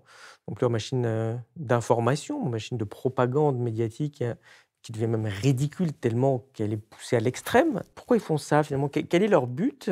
Et pourquoi ça a changé par rapport à ce qui se faisait aussi avant? Il y avait aussi des milliardaires qui possédaient les médias il y a 50 ans. Alors oui, il y avait effectivement des milliardaires, il y avait Hersant, Hachette, Lagardère, qui était déjà un propriétaire marchand d'armes. Donc la propriété des médias, les forces de l'argent, comme on disait, par rapport à la propriété de presse, c'est une vieille histoire. Mais aujourd'hui, on est même au-delà de ça, c'est-à-dire qu'on est dans une dizaine d'oligarques, en gros, qui tiennent totalement le contrôle des médias, parce que même quand c'est les médias publics, je pense par exemple aux producteurs privés à France Télévisions, aujourd'hui, ils sont aux mains de quelques oligarques, y compris, c'est peu connu, et notamment les gens qui adorent CNews ou qui regardent CNews ou qui font CNews, mais oublient de dire que le deuxième plus gros producteur de France Télévisions, c'est en fait Bolloré avec Banijay, Bolloré qui a des parts dans Banijay, qui est la société de Stéphane Courby, très proche de Nicolas Sarkozy. L'émission 28 minutes sur Arte, c'est produit par Banijay et donc par Bolloré. Donc bon, il y a aussi les gens qui ont une méconnaissance de cette situation-là, mais donc on est quand même dans une situation d'exceptionnalité par rapport à la question des propriétés des médias, parce que certes, il y a toujours eu des gros propriétaires de médias, en France en particulier, qui avaient parfois des liens directs avec l'État de par leur fonds de commerce, leur activité industrielle économique. C'était déjà une spécificité par rapport à d'autres pays, parce que dans d'autres pays, on se retrouve face à des grands propriétaires de médias, mais qui ont pour principale fonction leurs médias même, c'est leur principale activité, ce n'est pas le cas en France. Mais si je fais une comparaison, par exemple, avec l'Italie, la situation est bien plus problématique en France. On a un pouvoir exécutif totalement concentré dans les mains d'un président et autour des oligarques. Et à tel point que ça joue des tours aux présidents eux-mêmes. Parce que si je prends, j'allais dire un contre-exemple, mais si je prends Nicolas Sarkozy, on a beaucoup dit par exemple que Nicolas Sarkozy, c'était le monde des Fouquettes, les patrons Fouquettes, c'était tous ses copains. Il faut savoir qu'à la fin du quinquennat Sarkozy, la plupart de ses copains, y compris Bouygues, l'avaient lâché, en fait. Aujourd'hui, quand je dis Emmanuel Macron, il est seul à l'Élysée, l'un des rares derniers oligarques propriétaires de médias à soutenir encore Emmanuel Macron, allez, je vais dire Saadé, mais tout le reste, soit ils sont dans une ambiguïté, genre Kretinsky, et les autres sont globalement dans une défiance, ou en tout cas ne sont pas là pour accompagner le président de la République, mais plutôt pour faire pression sur le président de la République. Donc, par exemple, sur les dernières décisions, là, le cirque qu'il y a eu sur le corps nu, il faut savoir quand même, il suffisait de lire d'ailleurs et de regarder les différentes unes, les Échos et le Parisien ont totalement accompagné l'arrivée de Sébastien Lecornu à la tête de Matignon. Il fallait voir les manchettes qui se sont multipliées, tout simplement parce que la peur panique de Bernard Arnault, c'est de voir la principale force politique, donc en gros le NFP, enfin ex-NFP, on ne sait pas, mais enfin en tout cas une coalition de gauche, arriver en première position en 2024 suite à la dissolution, qu'arriverait à Matignon. Et donc on en aboutit quand même à des très fortes pressions sur le président de la République. Autre anecdote qui est très peu connue, mais Mitterrand et Balladur eux-mêmes, qui avaient pourtant, d'une certaine manière, à leur niveau, en 86-88, quand Balladur était ministre de l'économie et des finances, dans mon souvenir, et Mitterrand président à l'époque, mais qui ensuite ont cohabité entre 93 et 95.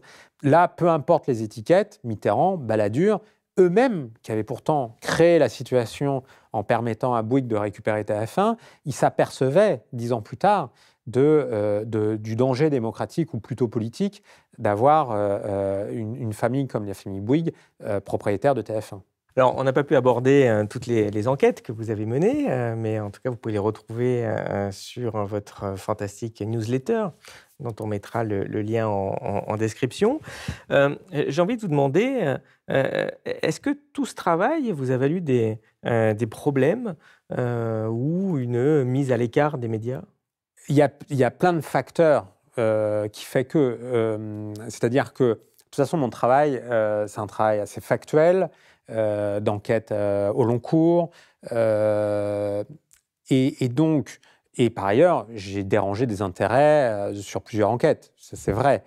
Ce qui fait que, entre l'aspect moutonnier du journalisme à la française et de l'autre côté, du fait que j'ai touché pas mal d'intérêts, fait qu'effectivement, et un troisième facteur, le fait que ça soit un travail assez factuel, enfin très factuel, mais peu enclin à la polémique facile sur les plateaux de télévision, fait que de toute manière, l'investigation ou les enquêtes, en général, on les retrouve très peu aujourd'hui sur les plateaux de télévision, notamment sur les chaînes dites d'information. Donc presque naturellement, on m'a moins invité, voire quasiment plus invité sur les chaînes d'infos. La raison invoquée par les programmateurs eux-mêmes, soit par rapport à mes attachés de presse, par rapport à des gens qui ont pu intercéder en ma faveur sur des plateaux, c'est de dire en gros, on ne serait même pas capable de lui répondre sur les plateaux télé, quoi. C'est-à-dire qu'en gros, factuellement, comme ils ne travaillent pas, là je parle des gens qui sont sur les plateaux, en fait, ils ont la peur panique de perdre l'antenne. Alors moi, je suis plutôt un gentil garçon, donc je réponds plutôt aux questions. Je ne suis pas là pour faire de la polémique pour la polémique, mais ils ne sont pas là-dedans. Ils veulent du spectacle. Ils veulent du spectacle, de la polémique pour la polémique. Ils veulent de la diversion, tout simplement. Donc déjà, on est dans cet univers qu'on pourrait qualifier de post-vérité, d'un côté. De l'autre côté, l'autre difficulté, c'est sur les réseaux sociaux, justement. À l'inverse de ce qu'on appelle les médias mainstream, il y a tout ce qu'on peut appeler rapidement, parce que les choses sont plus complexes, mais en gros, les sphères complotistes au pluriel, ou en tout cas tous ces relents-là, parfois factuellement pas très exacts, qui sont en fait, il faut le savoir, largement instrumentalisés, souvent, et utilisés par des boîtes d'influence, tant privées que parapubliques, par des services de renseignement qui utilisent le bruit médiatique, y compris sur les réseaux sociaux, pour évacuer les vraies informations, pour les amenuiser.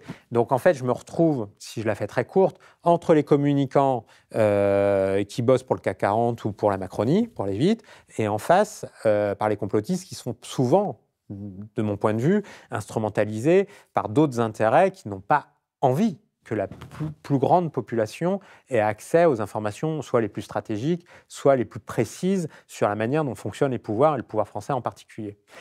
Donc c'est vrai qu'il y a une forme de marginalisation de ma personne, je m'en fous, mais de mon travail. C'est-à-dire que c'est pas parce que je veux absolument montrer ma pomme. En fait, c'est pas un exercice que j'adore. C'est que, en fait, si je fais des enquêtes, ma principale protection et aussi mon principal but, c'est de mettre à disposition ces informations-là au plus grand nombre.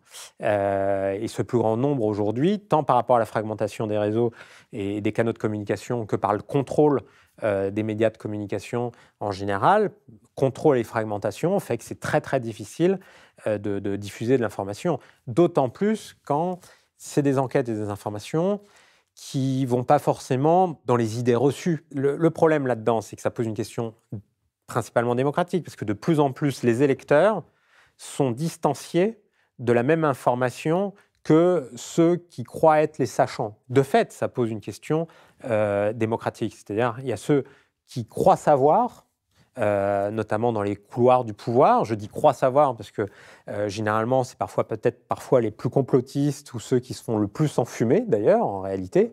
Et donc, en fait, il y a le complotisme des sachants, ou en tout cas le complotisme des dirigeants, qui sont en réalité, je dois dire, très mal informés, y compris parfois par rapport à leurs services de renseignement.